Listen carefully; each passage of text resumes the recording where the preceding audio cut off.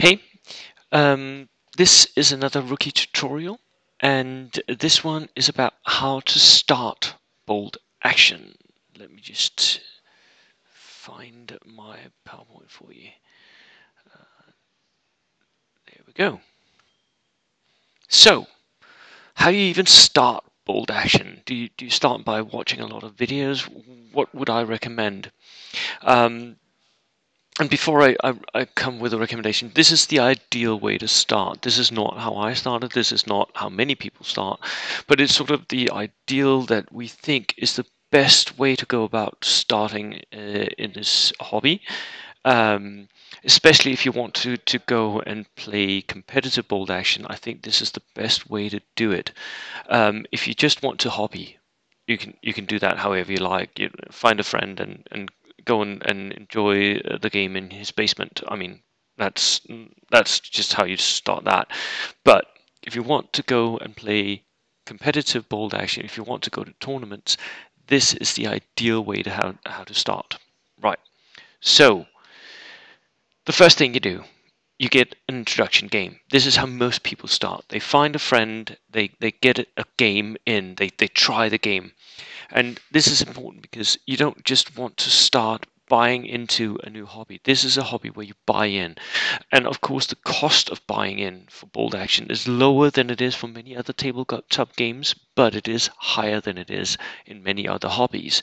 So you do buy in, and you don't want to start buying a lot of stuff and then not finding out that you don't actually like it. So get an introduction game, and for many people, the thing that immediately catches your attention when you play bold action is the interactiveness of it. There is no game of bold action where you sit around waiting for the opponent to finish his turn. You're at go from point one. You're always doing something. Always like at least deciding what to respond when he's shooting at your units. You're doing something. And that feeling of getting that introduction game is that's a great feeling. My first introduction game got me hooked immediately into this game, and that was from a friend of mine, Michael. Um, and and it immediately hooked me onto the mechanic, especially the mechanic from bold action of the dice bag, where you pull out a dice and then that unit, that the player who owns that dice gets to go. That's an amazing mechanic. That really is the best thing about the game. And don't expect your introduction game to be accurate to the rules. It's just a like broad introduction. You make many mistakes, and you do that in your like the first 10, 15, 20 games. You make mistakes. Still, I've been playing this for years. I'm top competitive player. There are rules that I sometimes get wrong and have to look up, and so it's still, and that's because of the way the rules are written. So don't expect an introduction game to be 100% accurate to what the game actually is. But the core mechanics, pretty easy, very accessible, very easy to catch in such an introduction game. So go and get one of those. After that, many people jump a few steps and go straight and buy their first box. I don't think you should. I think you should find yourself a group of players. Um, in most countries, we are organized into local groups, so either a gaming group or there is some sort of organization going on online. For Denmark, we have a Facebook group for all Danish players. Um, so find yourself a group that is sort of accessible for you. Um, I know for some people there are few and far between um, where you can actually find someone to game with, but they are out there. And at least join up on the international Facebook forum for Bold Action. That's the place to start anyway.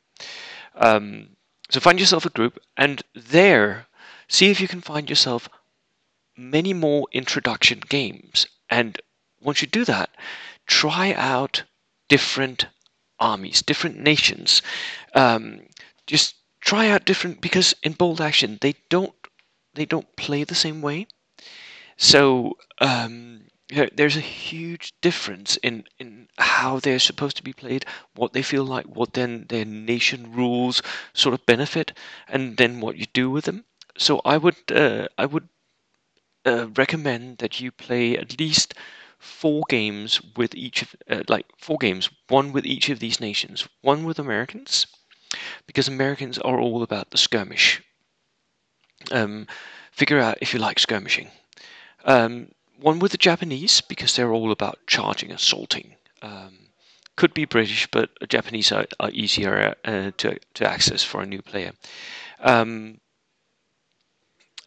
One with Germans, because they have all the tools. And then one with Soviets, because they got um, a little bit of a different set of tools and a lot of power. So Soviets is like trying out a very powerful nation that's still accessible in some respects, and has a lot of different tools.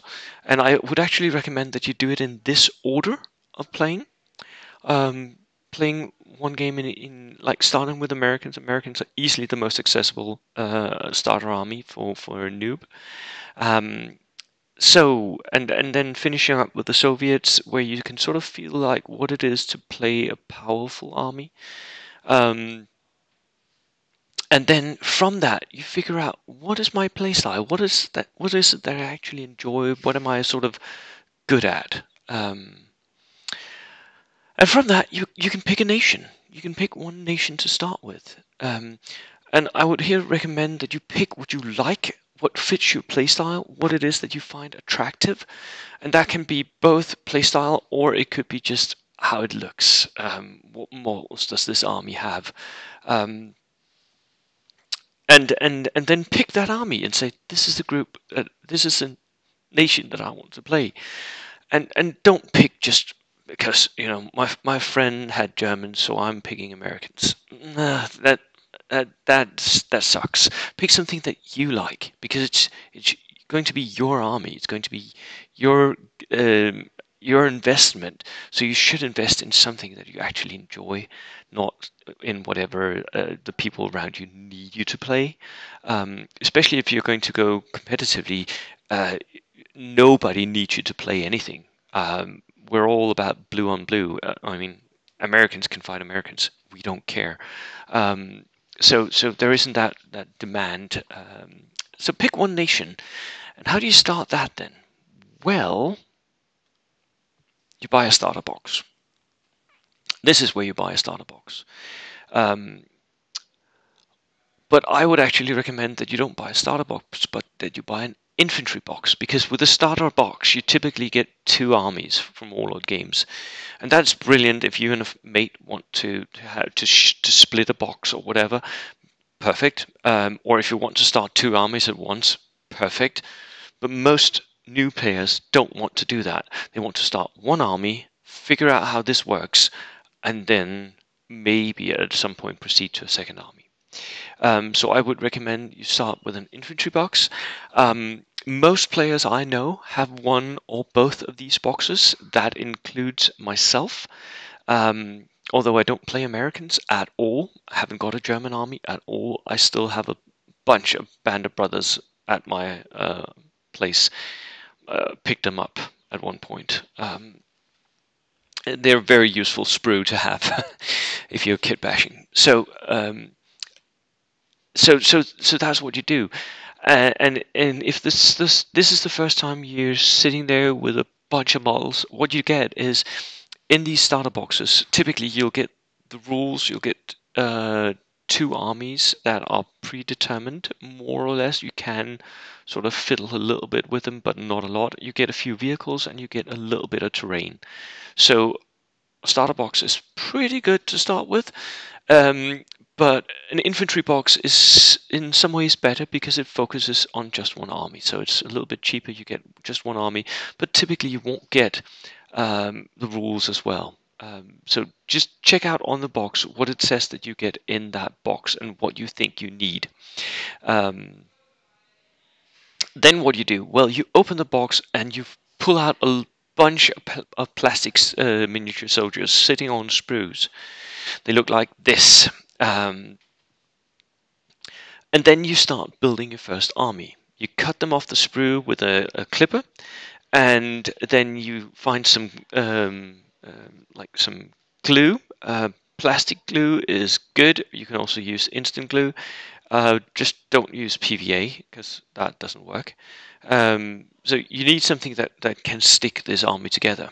And if this is the first time you're building models, this can be a fiddly process. At some point, though, you start to enjoy it. I do. I really like clipping sprues and gluing models together. Don't know why, but it's one of the things about the hobby I find very enjoyable. And what you want to do is you want to assemble a lot of riflemen. You want like 75% of all the models that you assemble to have rifles, because most of the time that is what you will find useful for most armies. You might want to mix in a few SMGs, especially if you have like models that are going to be your lieutenants, your officers.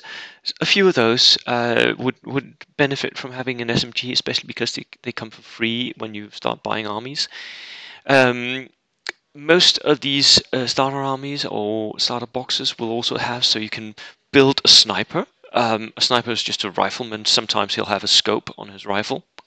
Um, and a sniper needs a spotter with him, so like an extra man will typically have a pair of binoculars, or he'll not be firing his rifle, he'll be pointing that way, shoot over there. So like build that team, a sniper team. If you get it in the starter box, you can also assemble the vehicles that are there. If you don't get any vehicles because you're buying a starter army, it's just infantry, which I recommend. Buy yourself, as the first things, buy yourself a truck. Most armies will need at least one truck at one point. So a truck. A light tank, an 8 plus tank. Many of us uh, buy the Stewart tank, the M3 Stewart, and you should buy the version that can have sponson-mounted LMGs. So not the later versions, the M5 I think it's called, or M3A1 or whatever. Buy the one where you can have extra sponson LMGs if you're going to go competitive with this. Um, for Americans, a Chaffee might also be your first tank. For Brits, a Tetrarch, but a light tank so that you can play around with that idea of having a light tank. Germans, a T-38 maybe, um, and buy yourself a mortar, a medium mortar. Many of the infantry sprues, the starter boxes have a light mortar, but you need a medium mortar. Most armies will need a medium mortar. So this is the initial buy-in that I would recommend you do. Now, most army boxes have LMGs in the box. You're not going to use those. Don't build them. Only build an LMG if you have like extra men and you want like the opportunity to at some point bring in an LMG. But LMGs are not great competitively in the game. You bring them for if you're playing very specific packs where you get LMGs for free, or if there is like rules additions to rules where you get extra bonuses for your LMGs. Otherwise, you're not going to use your LMG. Um, so I built a few LMGs, like 2 for my British Army, and I have 100 riflemen. So you're never, and I hardly ever use those LMGs. I use the riflemen all the time. So it's not going to be super useful, but if you want some sort of opportunity to do it, you can. And then what you do is, once you build those riflemen, the few SMGs, have bought yourself a truck, a light tank, and a mortar, you build a list and you play more games. And then you adjust the list as you go, thinking, well, I might need.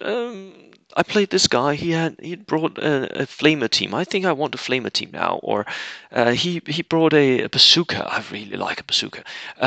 So adjust your list as you play more games, and you can even ask your opponent for feedback. Could I like?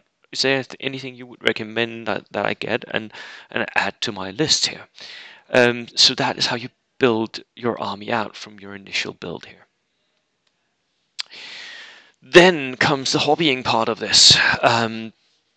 because you can play and you can get away with playing for a certain amount of while with just unpainted minis.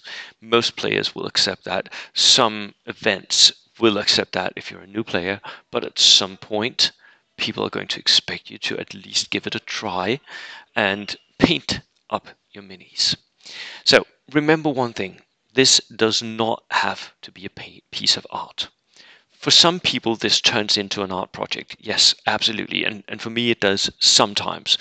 But most of the time, it does not need. This is World War II, war is grim, and it can just be greenish, muddy green, right? Most armies will be perfectly fine with very few colors. So don't get overly ambitious if this is your first project. Of course, if you're an accomplished painter, if you've painted like 40 armies at 40k anyway, so this is a piece of cake. Go nuts, knock yourself out. But if this is your first time building a miniature army, don't expect it to be beautiful the first time. Just glue the minis together, stick them on a base, mix sand and gravel, and stick that onto your base using PVA glue. And remember to shake it off. And then base coat it all black.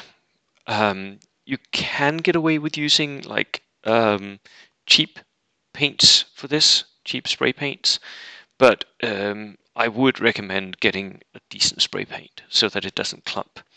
And if you want to be a little bit fancy, take a black spray paint, base coat it all so that it's fairly covered, and then from above do what's called a zenithal highlight, where you do like a few tops of white paint on top of the model.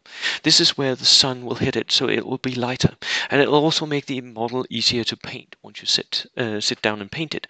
But especially if you're using contrast paints like Games Workshop contrast paints or equivalents, then this zenithal highlight will actually do a lot of your work for you when you paint the model.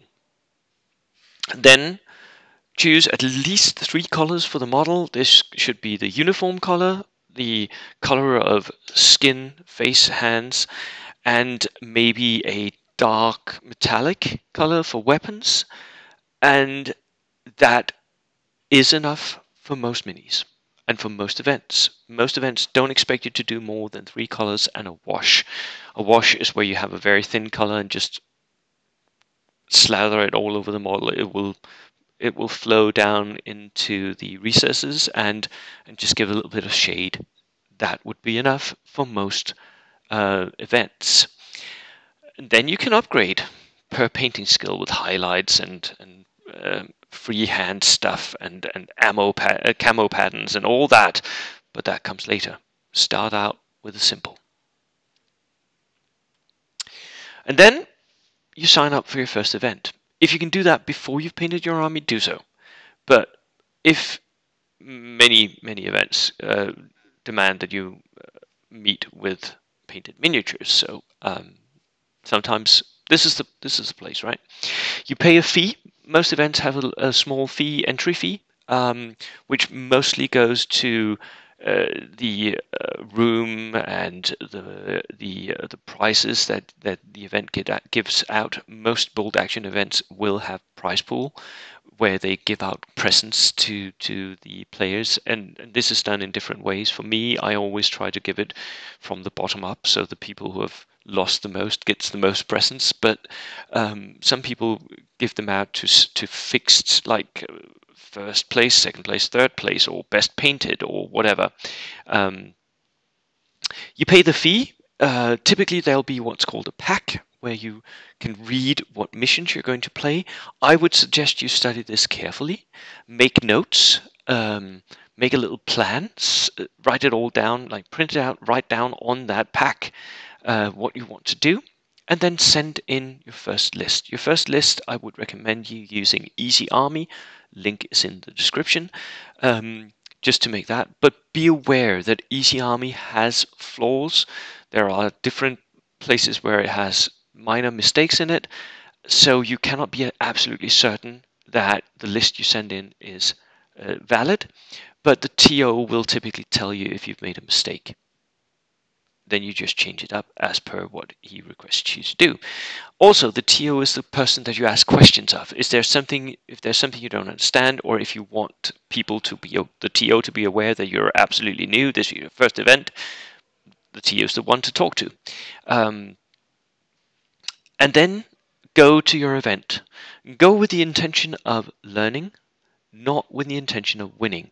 Don't go to your first event and feel like my goal is to win 50% of my games, because you're most likely not going to. The bolt action is a skill-based game. Yes, there's a lot of chance, of course, but you will rarely see skilled players lose to inexperienced new players. It doesn't happen that often. And they are going to an event trying to win, right? Unless it's a very friendly event or a rookie event where only rookies, new beginners, can win. So go with the intention of learning, not the intention of winning. Very important lesson. And to do that, in order to get that learning done, ask your opponents for feedback. Almost all players I've ever met, and I've met hundreds, all players will do a debriefing with you after the game. They'll talk to you after the game. What happened? What did you do? What did I do? Could we have done? Do you think that I should have done something differently? Should I have assaulted you there instead of shooting you, or should I have pushed up on my left flank? What do you think? Ask those questions of your opponent, and they will gladly talk to you. We're all nerds. We all love this hobby, and we love the games. So everyone will gladly talk to you and listen to them. And this I find to be the most difficult thing to do, because most of us have a tendency to blame either the opponent's list or our own dice or bad luck, or the opponent's dice and their good luck, for why games were won or lost. That's not true. And you don't learn anything from that, which is the main point. You can't think about luck, and you can't think about lists. All of that is out of your control. Your opponent's list is not in your control. Your dice are not in your control. You just roll them and see what happens. They're not something you can control. What you can control are your choices. So focus on those and start making better choices. And ask your opponents, what choices could I have made that would have made a difference? That is how you learn, and that is how you get better. So, that was my initial thoughts. This is how to start bolt action. I hope you all enjoyed that and found it useful, all new beginners. And this is a channel, by the way, dedicated to competitive bolt action. So on this channel, you'll find a lot of, I do a lot of list reviews for beginning players or players who just want to upgrade their lists. My email is in the description, and you'll also find a playlist with all my tutorials. This tutorial will be on that. The tutorials are there for you to possibly learn something from if you're a new player, and if you're an intermediate player, maybe you can find something that's useful in them anyway. So that's it. Cheers.